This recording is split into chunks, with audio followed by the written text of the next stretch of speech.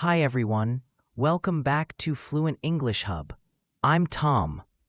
In today's episode, we will teach you 70 essential English sentences you can use in real everyday conversations at home, at work, at the shop, on the street, you name it. We will go through them in different situations: greetings, shopping, eating out, emergencies, and more. We will tell you the sentence and what it means, and we will give you a real-life situation where you can actually use it. Let's get started.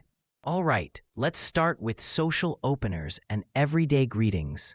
The first one is small world, isn't it? Small world, isn't it? The meaning is, it's surprising that we ran into each other in such an unexpected place. This is an English expression used when you see someone unexpectedly, especially somewhere far from where you would normally expect to see them. For example, you might say this if you bump into a former colleague at an airport abroad or meet someone at a cafe who turns out to know your cousin. It often comes with a smile and a sense of shared coincidence, a moment where you both feel like the world just got a little smaller. Small world, isn't it? Here is the next one. What have you been up to lately? What have you been up to lately? The meaning is what's new in your life. It's a warmer and more personal version of how are you, and it invites the other person to share actual updates. It can lead to a deeper conversation. You would use this with someone you haven't seen in a few weeks or months, an old classmate, a coworker on another team, or a friend you lost touch with. Here is the next one. It's been ages. It's been ages. The meaning is we haven't seen each other in a very long time. This one expresses both surprise and a little bit of guilt. You might say it with a laugh or even a hint of embarrassment. It's good for coworkers, neighbors, and acquaintances. It acknowledges their time without pressing for too many details. Here's the next one. Nice catching up. Nice catching up. This means it was great talking to you and reconnecting. You can say this as a closing remark after a short reunion or conversation. Maybe after coffee with a friend you haven't seen in a while, or a quick chat at the supermarket. It's warm, appreciative, and signals that you enjoyed the interaction. And here is the final one for this part. Drop me a message sometime. Drop me a message sometime. This means feel free to text or call me. I'd like to hear from you. This is casual and leaves the ball in the other person's court. It's friendly but not pushy. Great after a short reunion where you want to stay in touch, but you're not sure if you'll make plans soon. Okay, in this part, we will teach you sentences about shopping and services. Here's the first one. Could you tell me more about this one? This means, can you give me more details about this item? So, this is a polite and curious way to engage a salesperson. Imagine you're in a tech store looking at two different headphones. Instead of just saying, "What is this?" you can say, "Could you tell me more about this one?" It makes you sound thoughtful and open to discussion. Here's the next essential sentence. Is there a warranty included? So, this means, does this come with a guarantee in case it breaks? It's essential when buying electronics, home appliances, or anything expensive. You're making sure the seller takes responsibility if something goes wrong. Here's the next one. Do you offer any discounts? Do you offer any discounts? This means, can I get this for a lower price? Can I get this for a lower price? And this is a tactful way to bring up money without sounding cheap. And here's the next one. Can I try this on? Can I try this on? Can I try this on? So this means, may I wear this to see if it fits? Okay, very useful when shopping for clothes, shoes, or accessories. You would say it before heading to a fitting room. And here is the next one. That's a bit outside my budget. That's a bit outside my budget. This means that's more than I can afford. So, this is a softer way to say too expensive. It gives the seller a chance to offer alternatives or a better price. And here's the next one. Let me think about it. This means I'm not ready to decide right now. This phrase buys you time. You're saying no for now without shutting the door. It's a polite way to exit when you feel pressured. And here's the next one. I will come back for it later. So, this means I might return to buy this. You may or may not actually return, and that's okay. This phrase lets you walk away without awkwardness. It's great when you're browsing or unsure. Here's the next one. Do you have this in a different color? Do you have this in a different color? So, the meaning is this available in other colors? You can use this if you like the item, but not the color or design. It's common in clothing, shoes, or even electronics. Often, shops have more options in stock or online. All right, here is the next one. Can I return this if it doesn't fit? Can I return this if it doesn't fit?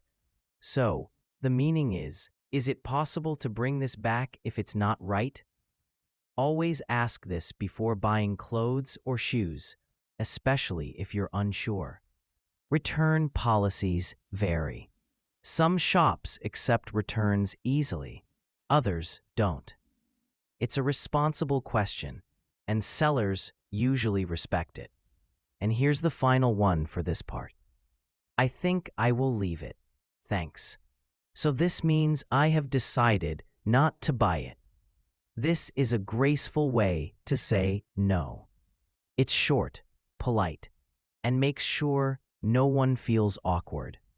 Whether you're in a market, a boutique, or a high-end store. Now, let's move on to part 3, cafes and restaurants. Here is the first one. Could we get a table by the window if possible? Could we get a table by the window if possible? So this means, can we sit near the window? This is a polite way to request a specific seat. And here's the next one. I'll have the grilled salmon, please. I'll have the grilled salmon, please. So this means I would like to order the grilled salmon. This is the standard and natural way to order food.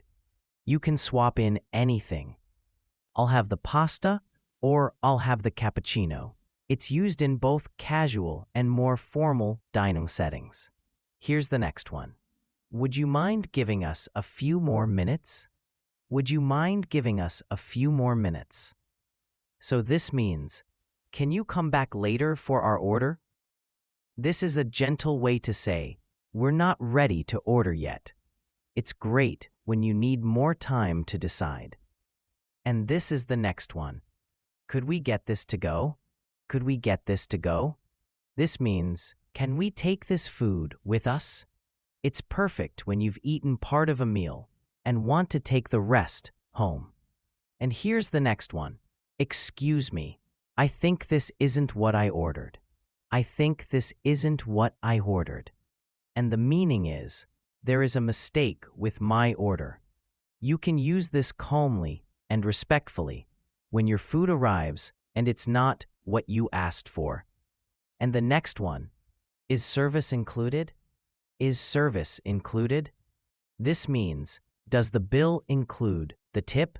Does the bill include the tip? This is a smart question when traveling, especially in Europe.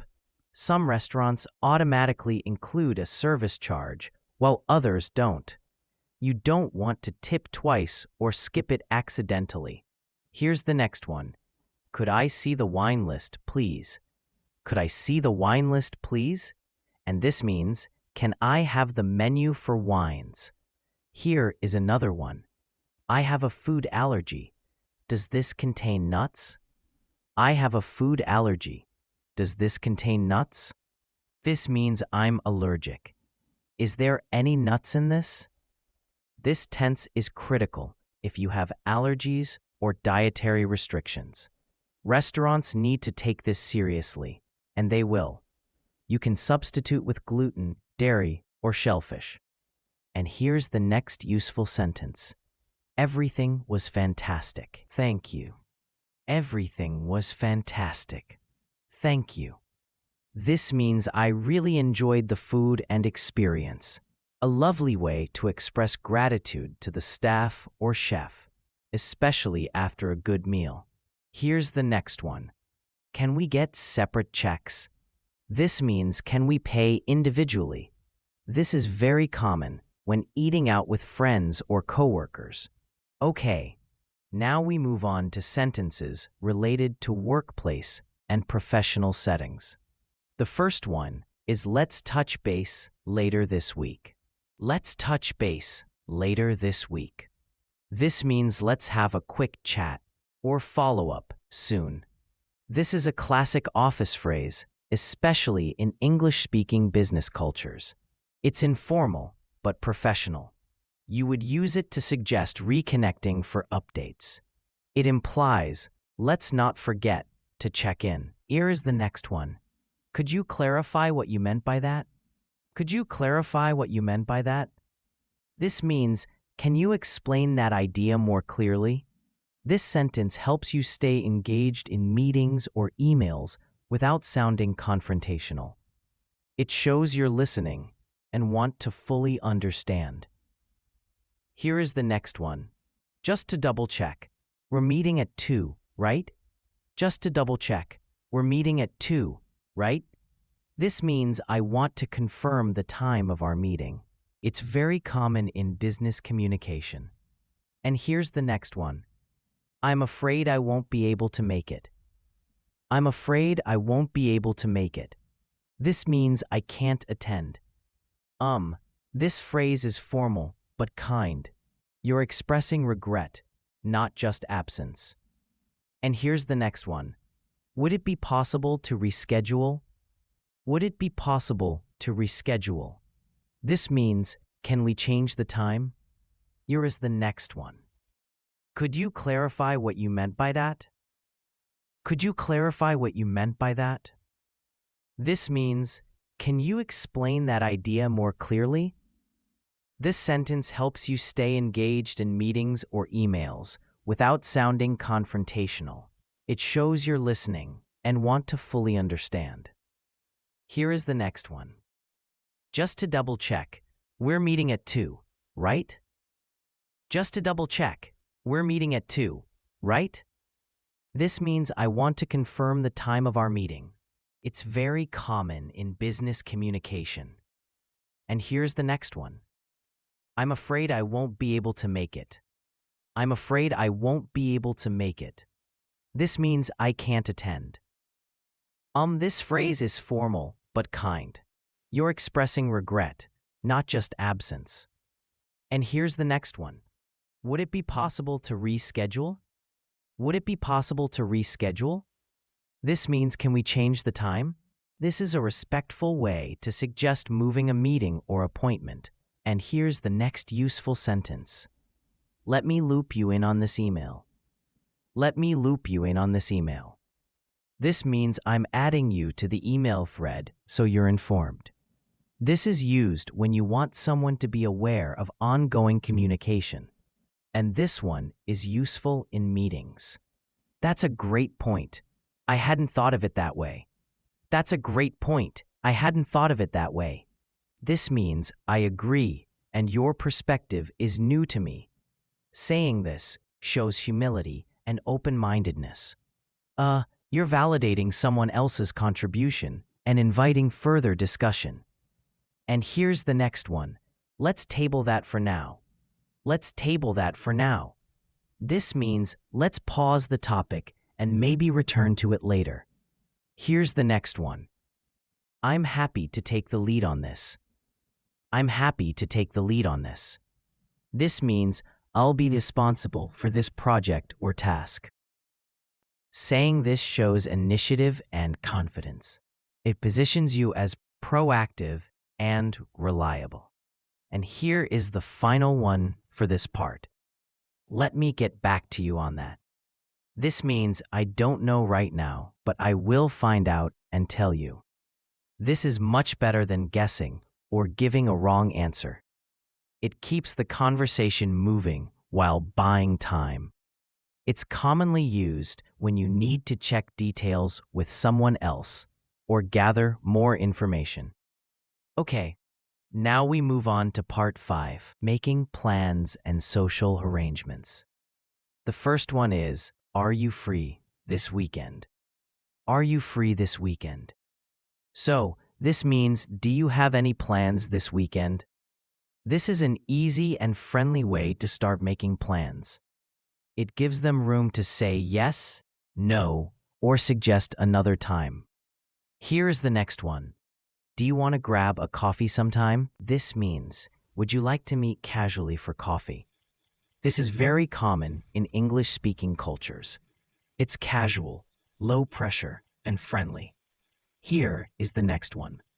Let me check my calendar. Let me check my calendar.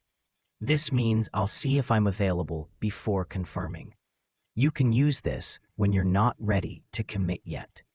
Maybe you're unsure about your schedule or want to avoid overbooking. It's polite and professional. And here is another one. I might have to take a rain check. I might have to take a rain check. This means I will have to cancel, but maybe another time. This is a gentle way to say no. It's often used when you like the idea of the plan, but can't make it work this time. Let's play it by ear. Let's play it by ear. This means let's decide later, depending on how things go. Here is the next one.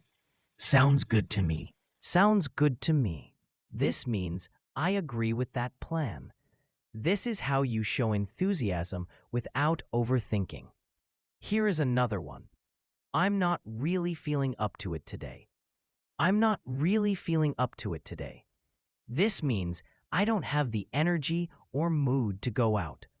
This is a very honest and respectful way to cancel or decline. It's softer than I'm tired or I can't be bothered.